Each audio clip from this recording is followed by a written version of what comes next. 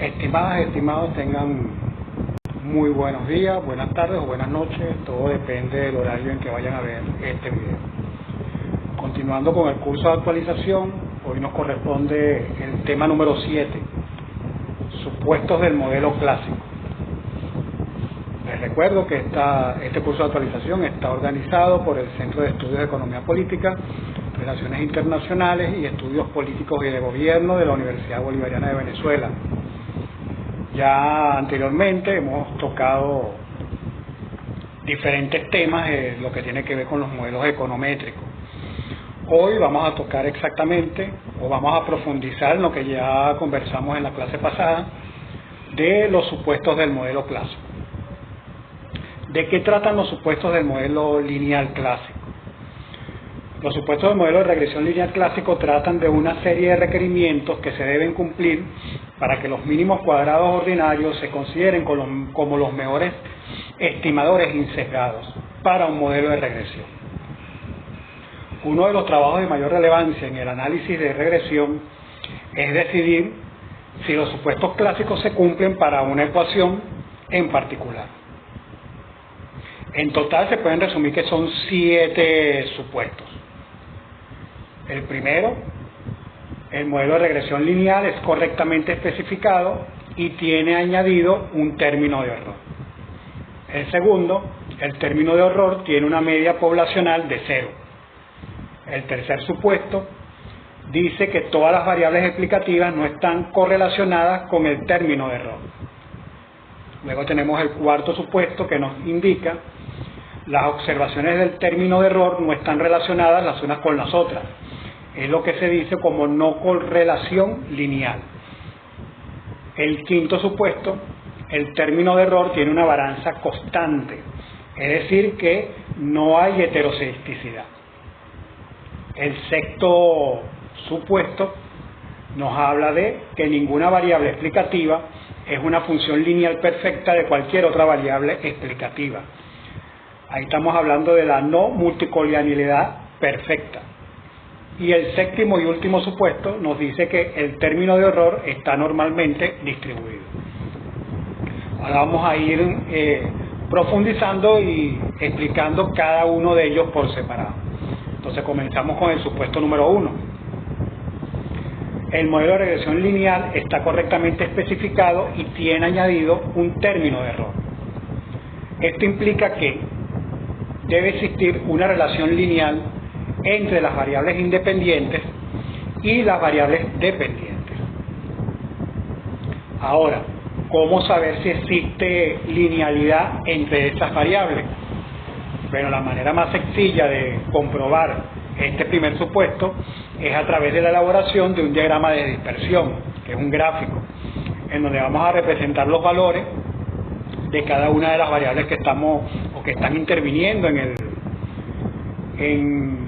el modelo. Esto permitirá observar si existe una relación lineal entre las dos variables. Ahora observen el gráfico, que es la lámina que está en este momento. El gráfico que está a su izquierda, se puede observar cómo los puntos forman una línea. Esto indica que entre X y Y existe una linealidad. Es decir, cuando usted grafique y usted coloca los datos, la forma en cómo se van organizando esos datos en el plano cartesiano les va indicando que se está formando como una línea. Tienen un sentido y una dirección.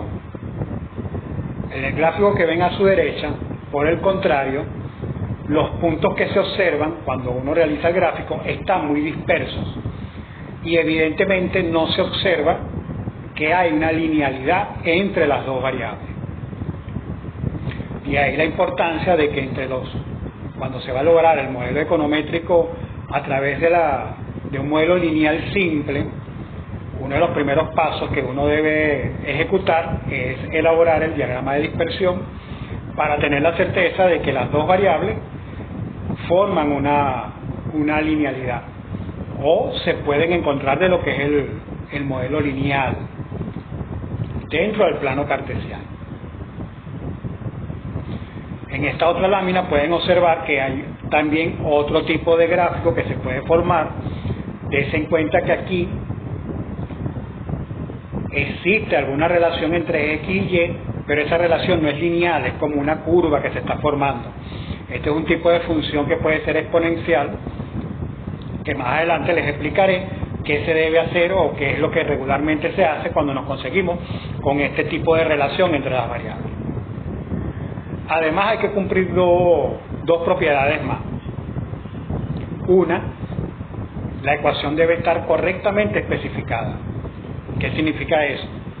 Que de acuerdo a la teoría en la que nosotros vamos a sustentar el trabajo que estamos haciendo para elaborar el modelo que va a representar el fenómeno, explicarlo o predecir lo que vamos a estudiar, ese modelo debe estar bien especificado y no puede obviar ninguna variable, no puede omitir ninguna de las variables que según la teoría que estemos trabajando determinan la variable que estoy estudiando. Si por alguna casualidad se omite o se coloca una variable que no es la que corresponde, evidentemente que el modelo no va a funcionar. Y la otra propiedad tiene que ver con el error estocástico, el cual debe ser añadido a la ecuación. Pero este error en ningún momento tiene que ser utilizado ni para multiplicar ni para dividir entre las variables de la ecuación. Simplemente él va a tener una relación con esta ecuación que más adelante en otro de los supuestos les voy a explicar con mayor claridad. Ahora, ¿qué hacer si no se cumple con este supuesto? Si observamos que la ecuación no cumple con el supuesto, es decir, que no hay una relación lineal entre X y Y, debemos recurrir a las matemáticas para llevar a que la ecuación no lineal sea una ecuación lineal. Algunos métodos matemáticos para llevar a cabo esto son el uso de los logaritmos y de las raíces cuadráticas o raíces cuadradas. Aquí en la lámina tienen un ejemplo. Tenemos una ecuación exponencial. Entonces, esta ecuación exponencial, nosotros cuando hagamos el diagrama de dispersión, ella nos va a arrojar que tiene una curvatura, es decir, no va a ser lineal, y automáticamente ahí nos va a indicar que entonces debemos transformarla. En este caso en particular vamos a utilizar lo que llaman el logaritmo natural o leperiano para que esta ecuación o función exponencial se pueda transformar en una función lineal. En este caso, lo más sencillo o lo práctico es aplicar el leperiano a ambos lados de la igualdad y solucionar. Cuando solucionamos, vamos a conseguirnos que vamos a tener unas variables representadas en ellas mismas. El valor del leperiano va a estar representado en la variable que estamos trabajando, tal como lo explica ahí en la lámina. Entonces, cuando yo ya utilizo esa representación o ese renombre de las nuevas variables, al elaborar nuevamente mi ecuación, voy a tener una ecuación de carácter lineal. En la práctica, cuando nosotros vayamos a solucionar, cuando tengamos ya los valores y vayamos a solucionar, vamos a darnos cuenta que tenemos que aplicar este logaritmo a todos los valores que estemos trabajando. Continuamos con el supuesto número 2. El término de error tiene una media poblacional de 0. En los modelos econométricos, los econometristas acostumbran a añadir un término de error esperado a las ecuaciones de regresión para tomar en cuenta la variación de la variable dependiente que no está explicada en el modelo. Este valor específico de error por cada observación está determinado al azar. La mejor manera de entender esto es con un ejercicio. Si deseamos conocer cómo influyen los años de estudio en los salarios de un grupo de personas, ¿verdad?, en donde X van a ser los años de estudio, la variable independiente, y Y será el salario, variable dependiente. Entonces ahí tenemos la ecuación ¿verdad? Y sub 1, que es el salario, será igual al intersecto más el estimado más el error estocástico. Entonces veamos en esta próxima lámina, ahí tenemos un cuadro semejante al que hicimos en la clase presencial pasada, en donde tenemos dos observaciones. Tenemos la sumatoria de los valores de X y Y. Estos son los valores que hemos tomado de la muestra. Tenemos que entonces calcular la media poblacional de cada uno de ellos y vamos a ir resolviendo en el cuadro cada una de las ecuaciones que estamos presentando. Ahí tenemos en la cuarta fila la expresión matemática que me dice X menos el promedio de X. Voy a agarrar el valor de X y le voy a restar el promedio que ya he sacado anteriormente. Luego con el valor de la Y voy a hacer lo mismo. Más adelante tengo otro valor que calcular, que es el de las X menos la X al cuadrado, la X del promedio, y todo eso lo voy a elevar al cuadrado. Y así sucesivamente. El valor que tenemos ahí de Y, con ese sombrerito que tiene arriba, es el valor que yo estoy estimando, o sea, es el valor que yo voy a tener de resultado al utilizar la ecuación con la que estoy trabajando. Ahora, ahí tenemos una ecuación que es para calcular el estimado, que es beta sub 1, y el intersecto, que es bec sub 0. Entonces, en bec sub 1 o intersecto 1, el valor que me da es de 106,14. Es decir, como estoy calculando, según la ecuación, estoy calculando cuál es el salario en función de los años de estudio.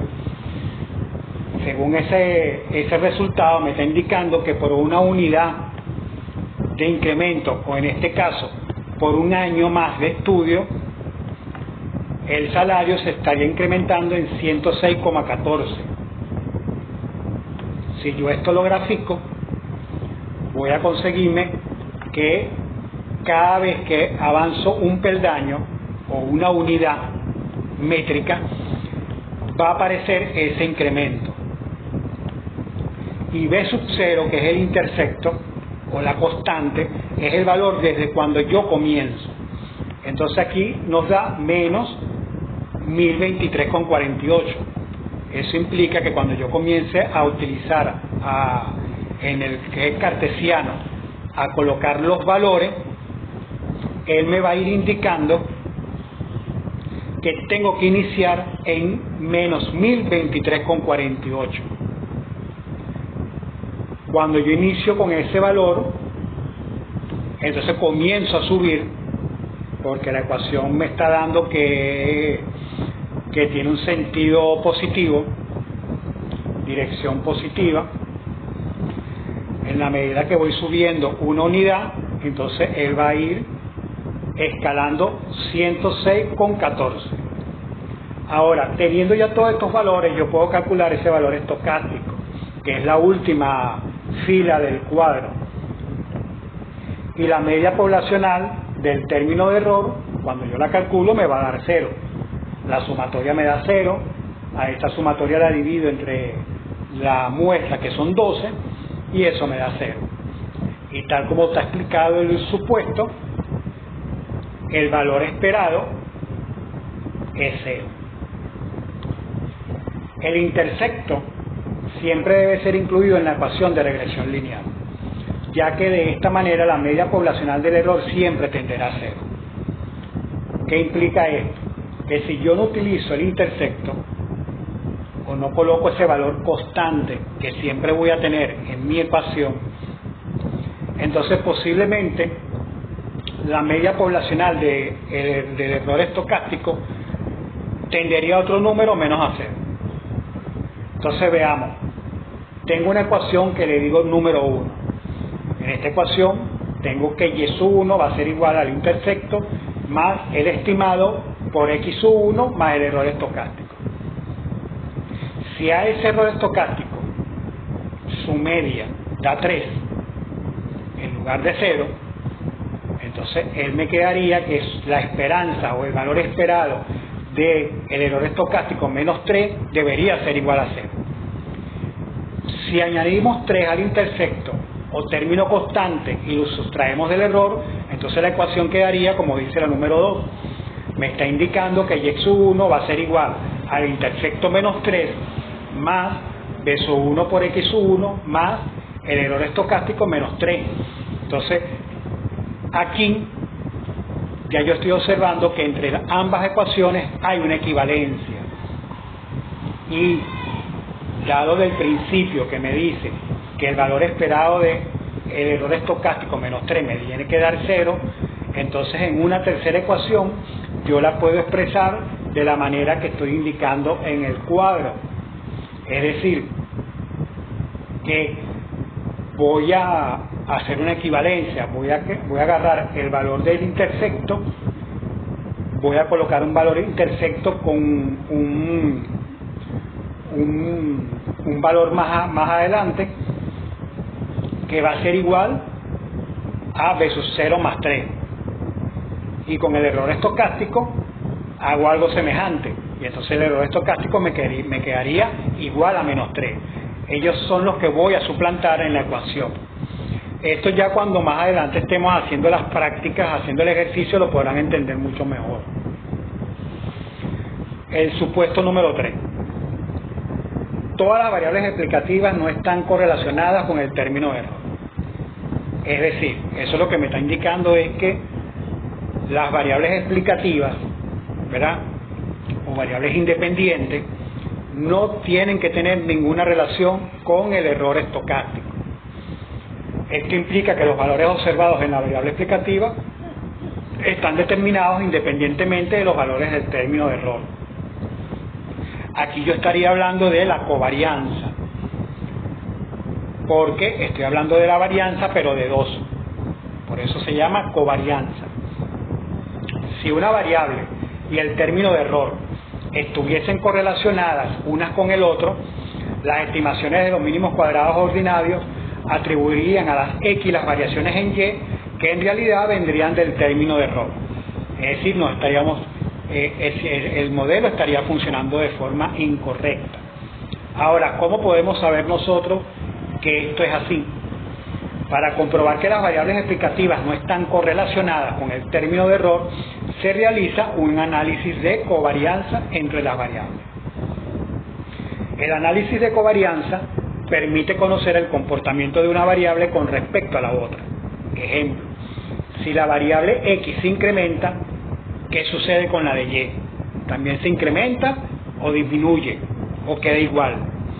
La covarianza puede tomar 3 valores entonces al respecto. Puede tomar un primer valor que quede dentro de lo que son los números negativos. Entonces, él me estaría indicando que existe una correlación negativa. Si el valor no queda ni entre los positivos ni entre los negativos, entonces estamos hablando de que no existe correlación. Y, por el contrario, si el valor queda entre los valores positivos, entonces estamos hablando de una correlación positiva. Entonces, en el primer punto, una correlación negativa, estaríamos hablando de una inversa. Y en una correlación positiva estamos hablando de que ambas variables, en la medida que una incrementa, la otra también lo va a incrementar. El cálculo de la covarianza se realiza con la siguiente ecuación que tienen en la lámina. Se va a utilizar la sumatoria de los valores de x sub 1 menos su promedio, y luego ese valor se va a multiplicar por los valores de y sub 1 menos su promedio, y todo esto dividido entre el valor de la muestra. Entonces observen, aquí tenemos igualmente el cuadro que teníamos anteriormente, y aquí le agregamos los valores de la covarianza. Como podemos observar en este cuadro, siguiendo el ejemplo que veníamos trabajando, la covarianza me dio 0, lo que determina que no existe correlación. Es decir, no hay relación entre el valor estocástico ni la variable independiente. Por lo tanto, el modelo me puede funcionar. Vean aquí en esta lámina lo que estábamos hablando anteriormente: una correlación positiva, una correlación neutra o nula y una correlación negativa. Estas son las formas en que por lo general el gráfico asume cuando realizamos el análisis de correlación o cuando elaboramos el diagrama de dispersión. Supuesto número 4. Las observaciones del término de error no están relacionadas las unas con las otras, es decir, no hay correlación lineal. Las observaciones del término de error se extraen independientemente una de otra. De existir una correlación sistemática entre una observación del término de error y otra, sería muy difícil para los mínimos cuadrados ordinarios conseguir estimaciones precisas de los errores estándar de los coeficientes. Es decir, que la covarianza entre el valor estimado esperado y el valor estimado debe darme 0. Por ejemplo, si el hecho de que el error estocástico es 1 de una observación sea positiva, incrementa la posibilidad de que es sub j de otra observación también sea positiva. Entonces las dos observaciones del término de error estarían positivamente correlacionadas. Supuesto número 5. El término de error tiene una varianza constante, no heterocedasticidad. Este es uno de los primeros principios, muy importantes que debemos tener presente a la hora de elaborar un modelo. Para este caso, la varianza o la dispersión del término de error debe ser constante para todas las observaciones. Esta situación es conocida como homocedasticidad, es decir, que cuando usted elabora su modelo de dispersión, la dispersión de los datos debe ser lo mínimo, lo más pequeño posible, para que no haya heterocedasticidad, que es lo que podría dañar el modelo. Si la varianza no es constante para todas las observaciones, se le conoce como heterocedasticidad o diferentes dispersiones. Cuando se presenta esta situación, los mínimos cuadrados ordinarios generan estimaciones incorrectas del error estándar en los coeficientes. ¿Cómo determinar si existe este supuesto? La manera más sencilla de verificar este supuesto es a través de la elaboración de un gráfico en donde se observe el término de error y sus observaciones. Entonces, observemos aquí, veamos que del lado izquierdo la varianza no es constante. Es decir, cuando usted grafica, usted se da cuenta que hay valores que se van alejando mucho de la media, se van alejando mucho de lo que es la línea que se está formando cuando uno hace el gráfico. Cuando vemos del lado derecho, donde dice varianza constante, podemos observar que los datos se apilan más, están más cercanos a lo que es la media poblacional del valor con el que yo estoy trabajando. Supuesto número 6. Ninguna variable explicativa es una función lineal perfecta de cualquier otra variable explicativa. Es decir, no multicolinealidad perfecta. La colinealidad perfecta entre dos variables independientes implica que ellas son realmente las mismas variables. Esto significa que los movimientos de una variable explicativa coinciden exactamente con los movimientos de la otra. Muchos casos de colinealidad perfecta o multicolinealidad, si hay más de dos variables independientes, son el resultado de que el investigador no tiene en cuenta las equivalencias de definición entre las variables independientes. Me explico. Muchas veces cuando nosotros vamos a elaborar un modelo y en función de la teoría que estamos utilizando, cuando identificamos cuáles son los determinantes de esa variable dependiente, muchas veces, si no tenemos claro el concepto del término o de la categoría que estamos utilizando, podemos caer en el error de utilizar dos variables que significan lo mismo o que implican lo mismo. Vamos a observar la próxima lámina para entender mucho mejor. Supongamos que Reinaldo desea saber qué factores influirán en su nota de examen final de econometría, para lo cual se elabora esta ecuación. Nota final va a ser igual al intersecto más el estimador 1 con H, el estimador 2 con A, el estimador 3 con I, el estimador 4 con R y el error estocástico, donde NF es nota final, que es lo que vamos a calcular. H son las horas de estudio, A son los números de clase, I es el ingreso familiar y R es la riqueza familiar. Entonces, des en cuenta que las dos últimas variables, ingreso familiar y riqueza familiar, da pie a que exista multicolinealidad. ¿Por qué? Porque estas variables ambas se relacionan con el ingreso o ambas hacen mención al ingreso. Entonces, muy posiblemente los datos que yo voy a utilizar de una van a ser los mismos datos de la otra. Por lo tanto, el modelo me va a redundar porque estoy utilizando los mismos valores, solo que con nombres diferentes. Entonces, la manera más sencilla de eliminar este problema de multicolinealidad es simple y sencillamente eliminar una de las variables. En este caso en particular, eliminaríamos R, o lo que dijimos anteriormente, riqueza familiar. Al eliminar R, entonces evidentemente el modelo me va a quedar representado con NF va a ser igual al intersecto A versus 1H más versus 2 por A más versus 3 por I más el error estocástico. Es decir, me quedé única y exclusivamente con la variable del ingreso familiar, más las otras variables. La variable del ingreso de la riqueza familiar la eliminé. Y con esta manera yo ya elimino ese error que se estaba presentando en el modelo, en donde había una multicolinealidad. Para finalizar, vamos a trabajar con hablar del supuesto número 7. El término de error está normalmente distribuido. Este supuesto nos dice que las observaciones del error son extraídas de una distribución que es normal. Esto se puede observar porque generalmente cuando yo hago un gráfico, él asemeja a una forma de campana, lo que me indica que hay un patrón simétrico. Sin embargo, hay que aclarar que este supuesto de normalidad se usa más que todo en la prueba de hipótesis, por lo que no afecta los mínimos cuadrados ordinarios. Entonces, este supuesto número 7 realmente me interesa es tenerlo presente cuando voy a elaborar la prueba de hipótesis. La prueba de hipótesis vamos a conversarla en la próxima clase, en donde tocaremos los 8 pasos para elaborar un modelo lineal simple.